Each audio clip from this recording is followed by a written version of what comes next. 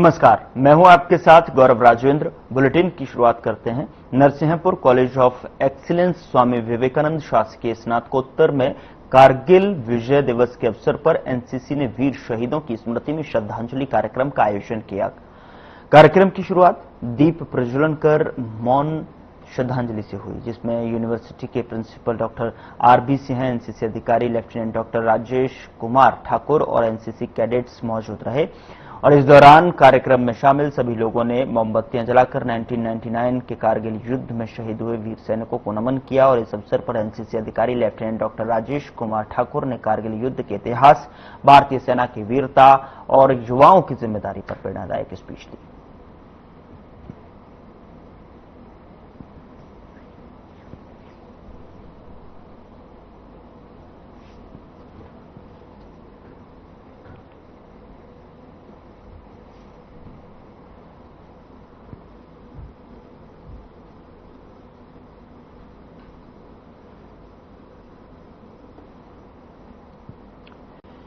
तो 1999 में कारगिल युद्ध को लेकर जो है यहां पर स्पीच दी गई। एनसीसी कैडेट्स भी वहां मौजूद रहे। कारगिल विजय दिवस एक कार्यक्रम के अवसर पर दीप प्रज्वलित कर मौन श्रद्धांजलि जो है यहां दी गई। और उसके बाद एक बेहद महत्वपूर्ण स्पीच कारगिल विजय दिवस के अवसर पर 1999 युद्ध के उपलक्ष्य में यहां पर किस तरीके की कठिनाइयों के साथ में हमारे जाबाज सैनिकों ने जो है 1999 वाले कारगिल युद्ध को लड़ा और फतह हासिल की। 17,000 फीट ऊंचाई पर तकरीबन बर्फ की चोटियों पर यह युद्ध लड़ा गया और इसमें कई जवानों की शहादत भारत ने देखी। और ऐसे में कारगिल विजय दिवस मनाया जाता है और उसके उपलक्ष्य में यहां पर ये विजय गाथा भी यहां पर शहीद सैनिकों और हमारी जाबाज शौर्य सेना के शौर्य के ऊपर जो है एनसीसी कैडेट्स के समक्ष रखा गया, प्रेरणा दी गई।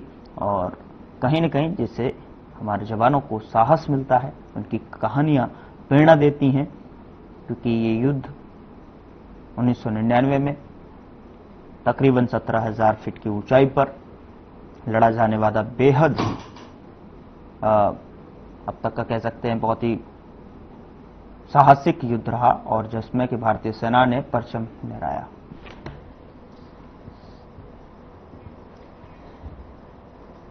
उधर महाकाल की नगरी उज्जैन में 29 जुलाई को नागपंचमी का पर्व भक्तिभाव और उत्साह के साथ मनाया जाएगा। और इस दिन महाकाल मंदिर परिसर में स्थित श्री नागचंद्रेश्वर मंदिर के पट 24 घंटे के लिए खोले जाएंगे, जो साल में एक बार सिर्फ नागपंचमी पर खुलते हैं। इस बार भी 28 जुलाई की रात 12 बजे मंदिर के पट खोले जाएंगे और इसके बाद श्री पंचायती महानिर्वाणी अखाड़े के महंत विनीत गिरी महाराज भगवान नागचंद्रेश्वर की विशेष पूजा अर्चना करेंगे। इसके पश्चात दर्शन का सिलसिला शुरू होगा। महंत विनीत गिरी महाराज के अनुसार मंदिर में स्थित श्री नागचंद्रेश्वर भगवान की मूर्ति 8वीं शताब्दी की है और बहुत ही दुर्लभ है, जिसमें पूरा शिव परिवार नागशैया पर विराजमान है। साथ ही प्रशासन द्वारा श्रद्धालुओं की सुविधा के लिए सभी आवश्यक प्रबंध कर लिए गए हैं।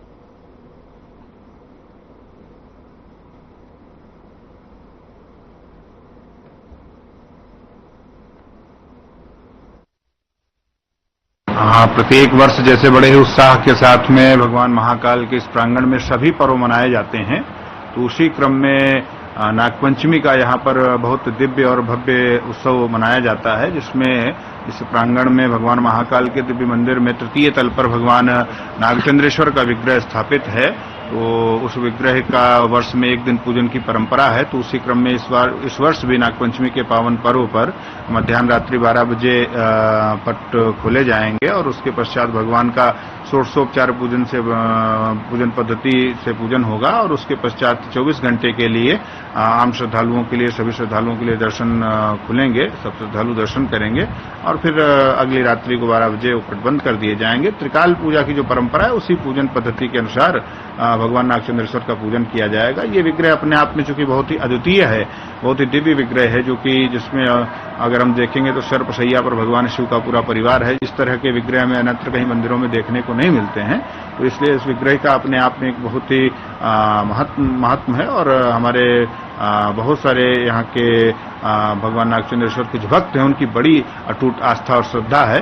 तो उस आस्था और श्रद्धा को देखते हुए पूरी व्यवस्था, पूरा उनकी सुरक्षा का और शासन के द्वारा जितना भी बेहतर से बेहतर हो सकता है वो सब तैयारियां की जा रही हैं। और सभी भक्तों से यही आग्रह है कि सब लोग शांतिपूर्वक, धैर्यपूर्वक आकर के भगवान नागचंद्रेश्वर का दर्शन करें। इतना प्राचीन मंदिर है और उसका क्या महत्व है? ये विग्रह लमसम 8वीं शताब्दी का विग्रह माना जाता है और मंदिर तो कई बार बना बिगड़ा और अभी जैसा कि साक्ष्य मिलते हैं करीब 250 वर्ष पूर्व मंदिर का पुनर्जीर्णोद्धार हुआ है। तो इस तरीके से मंदिर तो बनता बिगड़ता रहा है, लेकिन ये विग्रह जो बताते हैं लमसम 8वीं शताब्दी का विग्रह। 30 जुलाई को नागचंद्रेश्वर मंदिर के दर्शन के लिए समस्त तैयारियां कर ली गई हैं। कर्कराज पार्किंग से मार्ग प्रारंभ होगा और कर्कराज पार्किंग से समस्त श्रद्धालुगण जो है बैरिकेडिंग के माध्यम से दर्शन करेंगे। एरो ब्रिज का उपयोग किया जाएगा। इसके लिए मंदिर समिति और जिला प्रशासन द्वारा सभी तैयारियां कर ली गई हैं। श्रद्धालुगण के लिए जूता स्टैंड, पार्किंग, पीने के पानी की व्यवस्था, चिकित्सा व्यवस्था आदि समस्त व्यवस्थाएं कर ली गई हैं। प्रशासन के द्वारा इसमें 10 लाख तक श्रद्धालुओं के आने का अनुमान लगाया जाकर व्यवस्थाएं की गई हैं।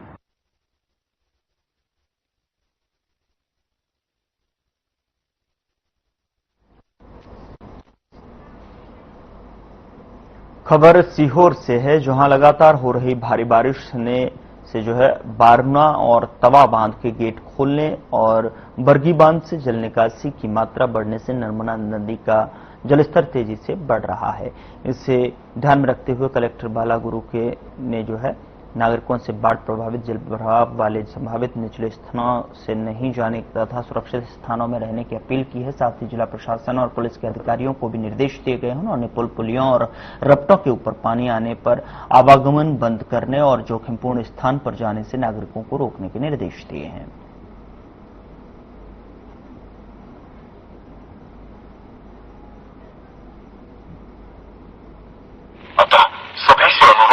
वर्तमान में वर्षा ऋतु का समय चल रहा है। इस दौरान नदियों, झरनों, डैम सहित अन्य जोखिमपूर्ण स्थानों पर जाने से दुर्घटनाओं की संभावना रहती है। मेरे सभी नागरिकों से यही अपील है कि वर्षा ऋतु के दौरान ऐसे स्थानों पर न जाएं। इसके साथ ही पुल एवं पुलिया पर बाढ़ का पानी होने की स्थिति में उन्हें पार न करें। सतर्कता और सजगता से ही दुर्घटनाओं को टाला जा सकता है। धन्यवाद। रायसेन में एक बच्चों से भरी school bus high tension line के तारों से टकरा गई। मामला बेगमगंज के सेंट थॉमस स्कूल का है। बता दें कि जहां पर एक बड़ी दुर्घटना होते होते रह गई, जिससे अब स्कूल प्रबंधन और बिजली विभाग की लापरवाही पर भी सवाल उठने लगे हैं। स्कूल प्रबंधन का कहना है कि हम कई बार बिजली विभाग को आवेदन दे चुके हैं, लेकिन अभी तक कोई ठोस कार्रवाई नहीं हुई है। बिजली विभाग बच्चों की जान से खिलवाड़ कर रही है। किसी दिन बस में करंट उतर जाएगा तो उसका जिम्मेदार कौन होगा? जानकारी के मुताबिक घटना सुबह 7 बजे की है, जब स्कूल के बच्चों का एक दल भोपाल जाने के लिए बस में बैठा, लेकिन बस के गेट तक आते ही बस हाई टेंशन तार में उलझ गई। बस में अचानक करंट उतर आया। कंडक्टर ने अपनी जान जोखिम में डालकर बस के ऊपर चढ़कर बस में फंसे तारों को निकाला। सुबह तो ये बच्चे लोग अपने बच्चे लोग भोपाल जा रहे थे और बस तो वो तार में टकराया था। अगर ज्यादा दुर्घटना नहीं हुआ, दुर्घटना होने वाला था, लेकिन भगवान ने उन सब बच्चे लोगों को बचा दिया था। लाइट नहीं था उसी टाइम, उसी वक्त में। अगर लाइट है तो बहुत सारा मतलब दुर्घटना हो सकते थे, लेकिन भगवान ने हमको बचा लिया है। हम लोग 2017 से ये खंबा के लिए एप्लीकेशन दिया था, निवेदन दिया था। नगर पालिका अधीक्षक के पास गया, एईओ के पास गया था, लेकिन कुछ अभी तक कुछ नहीं हुआ था। समझ में आ जाएगा। जरूरी है आप मना लेना मीटिंग ये आज भी व्यवस्था हो जाएगी। वहाँ भेज रहे आई नहीं है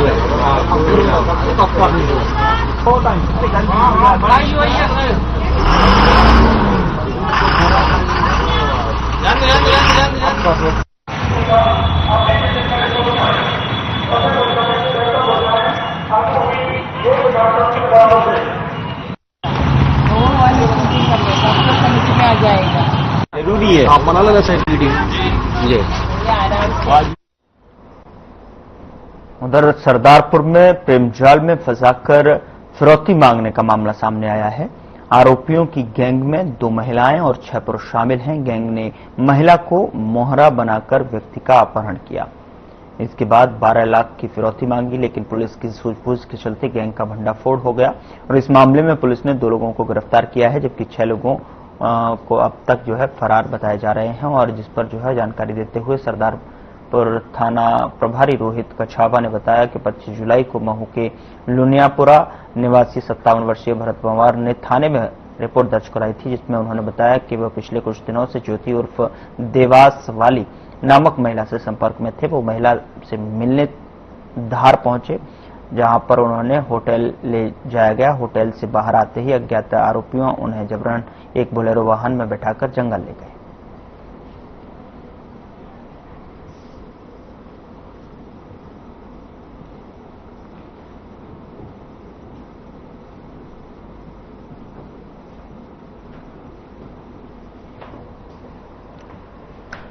उधर सिलवानी में अनुसूचित जाति एवं जनजाति छात्रावास में बीजेपी मंडल अध्यक्ष श्याम साहू ने जो है छात्रावास स्टाफ और बच्चों के साथ एक पेड़ मां के नाम कार्यक्रम के तहत पौधारोपण किया और साथ ही अनुसूचित जाति एवं जनजाति छात्रावास में पौधारोपण के साथ छात्रों को पेड़ों के बारे में विस्तृत जानकारी प्रदान की गई। कार्यक्रम में मुख्य अतिथि के रूप में सिलवानी मंडल अध्यक्ष श्याम साहू, महामंत्री लखन चंदेल, मंत्री जगदीश जाटव, IT सेल प्रभारी अजीम शाह और हरिनारायण व्यास, छात्रावास के समस्त शिक्षक, कर्मचारी और छात्र उपस्थित रहे। सभी ने पौधारोपण कर उनकी जो है पूर्ण सुरक्षा की जिम्मेदारी का संकल्प भी लिया।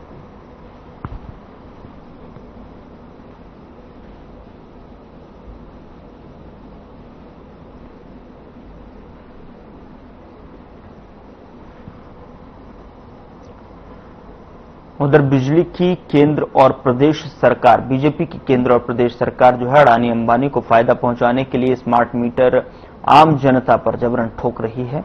और बता दें कि इसकी कमीशनखोरी से उद्योगपतियों को लाभ पहुंचाने के आरोप लगाए गए हैं। यह आरोप कांग्रेस ने 1 दिवसीय धरना प्रदर्शन के दौरान जो है लगाए हैं और माधवगंज पर कांग्रेस ने प्रदर्शन करते हुए स्मार्ट मीटर की जबरन वसूली, मनमाने बिल और DAP की कमी, शहर की खुदी हुई सड़कें और अन्य समस्याओं को लेकर यह धरना प्रदर्शन किया है। जिला अध्यक्ष सहित अन्य वक्ताओं ने सरकार को आड़े हाथों लेते हुए मूलभूत सुविधाएं दिलाई जाने की मांग की है।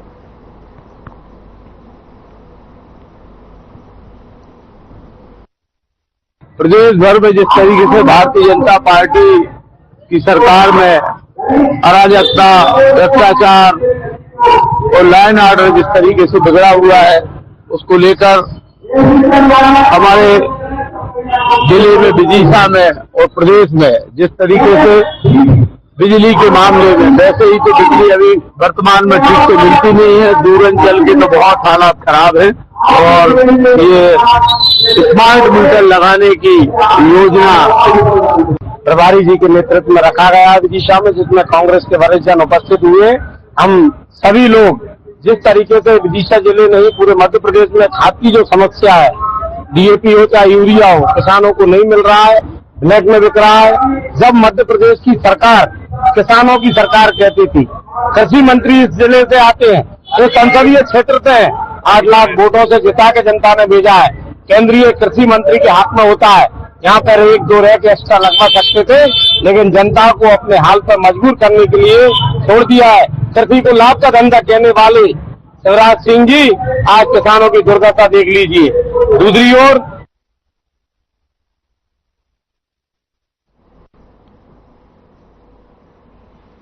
उधर गुना में राठौर समाज ने सामाजिक जिम्मेदारी और सेवा भावना का परिचय देते हुए एक विशाल निःशुल्क स्वास्थ्य शिविर का आयोजन किया और ये शिविर डॉक्टर विशाल राठौर की क्लिनिक पर संपन्न हुआ, जिसमें समाज के सभी वर्गों के लोगों के लिए स्वास्थ्य जांच और आवश्यक दवाओं का निःशुल्क वितरण किया गया। और इस मौके पर शिविर के आयोजक डॉक्टर विशाल राठौर ने बताया कि समाज सेवा ही उनका उद्देश्य है और वे आगे भी ऐसे शिविरों का आयोजन करते हैं। तो वहीं पार्षद राठौर और लालाराम लोधा ने शिविर का लाभ उठाने के लिए लोगों का आभार जताया और भविष्य में भी सहयोग का आश्वासन दिया। शिविर के दौरान मरीजों ने सेवा का लाभ लिया और आयोजकों की भूरी भूरी प्रशंसा भी की।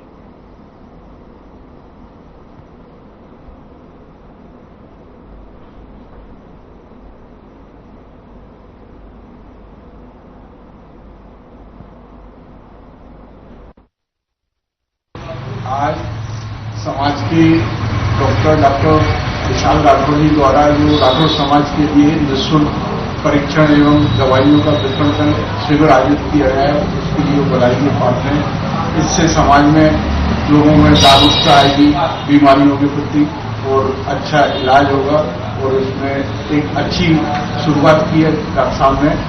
मैं आशा करता हूँ ऐसी आगे चलता रहेगा और जागरूकता बढ़ेगी इससे समाज में। कितने लोग अभी तक लगभग दिखा चुके हैं? लगभग 17-18 लोगों ने अभी तक उपचार करा लिया है। अभी उपचार चल ही रहा है, शाम तक उपचार चलता रहेगा इसी प्रकार। इसका प्रचार प्रसार कब से कर रहे थे आप लोग? इसका प्रचार प्रसार लगभग हम 1 सप्ताह से कर रहे थे। अभी डोर टू डोर हमने लोगों से व्यक्तिगत संपर्क करके इसमें शिविर में वक्त देने हेतु क्या है, इसमें सबसे बड़ा रहता है माता पिता का सपोर्ट। माता पिता का अगर सपोर्ट नहीं है तो कभी कोई इंसान आगे बढ़ ही नहीं सकता, चाहे वो डॉक्टरी हो या बिजनेस हो, कोई भी फील्ड हो। तो माता पिता का अगर सपोर्ट है, उनको धन्यवाद करता हूँ, अपनी फैमिली को, अपने सारे सदस्यों को और समाज को भी करता हूँ। जो भी आज मैं यहाँ बैठा हूँ अपनी समाज की वजह से बैठा हूँ, सबका मैं आभार। हम शिक्षा की बात करें, शिक्षा के विषय में आप क्या कहेंगे? सिर्फ कुछ पिछड़ा हुआ समाज भी है आपके टाटा समाज में जो शिक्षित नहीं है, उसके लिए क्या प्रेरणा आप क्या है? शिक्षा तो सभी के लिए जरूरी है, क्योंकि शिक्षा नहीं होगी तो जो भी हम जिन चीजों से जूझ रहे हैं आज, बीमारियों से और जो भी बहुत सारी चीजें होती हैं कि विकास नहीं हो पा रहा है, विकास भी गुना जिला जो कि इतना आगे बढ़ चुका है, आबादी बढ़ चुकी है।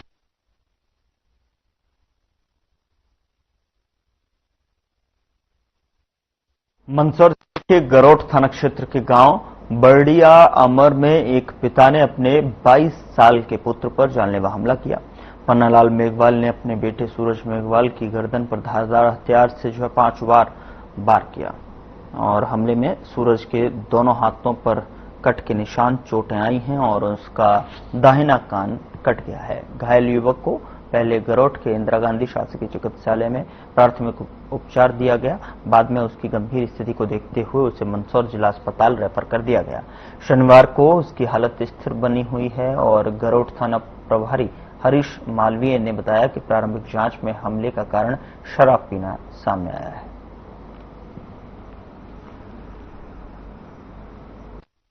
ग्राम अरकुंडरिया बरडिया में सूरज पिता पन्नालाल के ऊपर उसी के पिता पन्नालाल पिता स्वर्गीय भीरू जी द्वारा धारदार हथियार से हमला किया गया है, जो प्राथमिक जांच में शराब पीने के बात पर वाद विवाद होने से हमले की बात आई है।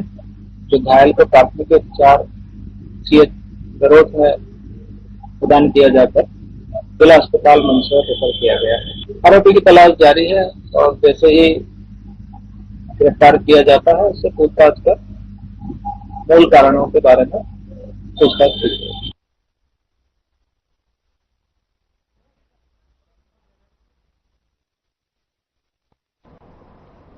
उधर मध्य प्रदेश के अनूपपुर जिले के ग्राम जमुड़ी में घरेलू विवाद के चलते एक दिल दहला देने वाली घटना सामने आई है, जहां श्यामलाल कोल नामक युवक ने अपनी गर्भवती पत्नी से मारपीट के बाद बीच बचाव करने आई मां नानबाई कोल की लकड़ी के पटिये से पीट कर हत्या कर दी।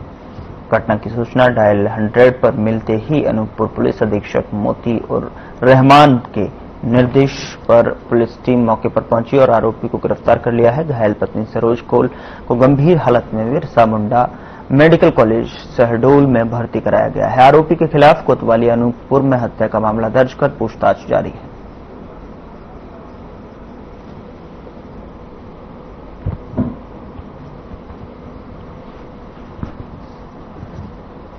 कल शाम को करीब 6:30 बजे डायल 100 सर्विस में नरेंद्र कोल निवासी जमड़ी के द्वारा सूचना दी गई कि उसकी नानी को उसके बेटे ने इतनी मारपीट की है कि वह मौके पर ही मृत हो गई है। सूचना पर तत्काल श्रीमान पुलिस अधीक्षक महोदय अनूप को श्री मोतियुर रहमान जी के द्वारा एसडीपी महोदय एवं थाने के पुलिस बल को भेजा गया।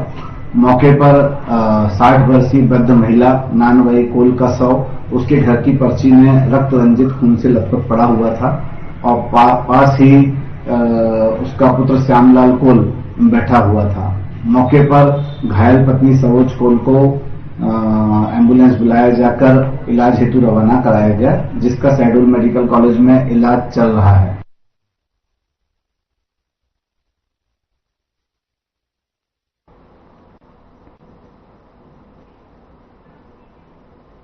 नरसिंहपुर जिले के राष्ट्रीय राजमार्ग 44 पर झिरा घाटी में एक तेज रफ्तार कंटेनर ने बाइक सवार 2 युवकों को रौंद दिया। दोनों की मौके पर ही मौत हो गई। हादसे के बाद पीछे से आ रहे 5 अन्य वाहन भी आपस में भिड़ गए।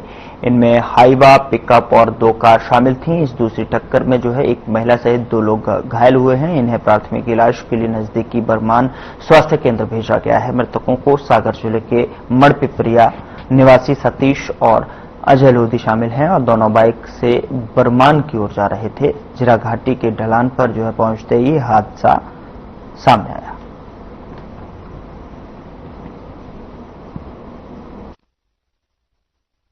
एक कंटेनर सागर तरफ से आ रहा था, तो जिरा घाटी है उसके ढलान पर नीचे सामने मोटरसाइकिल वाले 2 व्यक्ति जा रहे थे, उनको पीछे से टक्कर मार दी, जिससे दोनों की मौके पर ही मृत्यु हो गई है। और कंटेनर को भगा के ले जा रहा था, जिसको पकड़ लिया है। तो कंटेनर के टक्कर लगने से पीछे से जो गाड़ियां आ रही थी वो कंट्रोल नहीं हो पाई और उसमें एक हाईवा और 2 4 व्हीलर, एक बोलेरो, एक लोडिंग गाड़ी, इस तरह से 4 गाड़ियां डैमेज हुई हैं। एक 4 व्हीलर गाड़ी में कुछ यात्री बैठे थे सवारी, वो भी घायल हुए हैं।